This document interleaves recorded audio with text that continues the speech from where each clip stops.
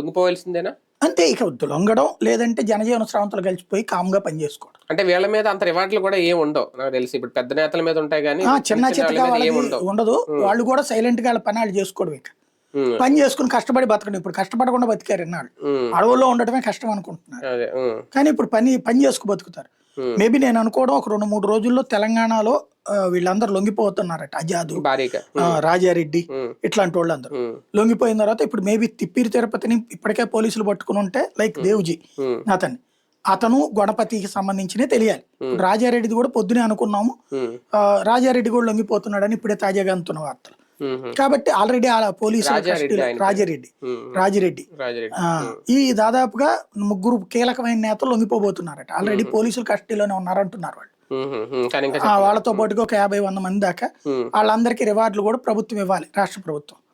వాళ్ళ చేతికే డబ్బులు ఇచ్చేది. తెలంగాణలో అయితే ఇమ్మీడియట్ గా స్పాట్ లో వాళ్ళ డబ్బులు వాళ్ళకి ఇచ్చేస్తున్నారు, పోలీసులకి రివార్డులు ఇస్తున్నారు. అక్కడ వాళ్ళని బతికనిస్తున్నారు అక్కడ. కాబట్టి అక్కడ లొంగిపోతే 99% క్లోజ్ అయినట్టు. ఇంకొక 1% మిగిలితే వీళ్ళు లేపేస్తారు ఈ లోపు. రైట్, చూద్దాం. మొత్తానికి నక్సలిజం నిర్మూలన పూర్తిగా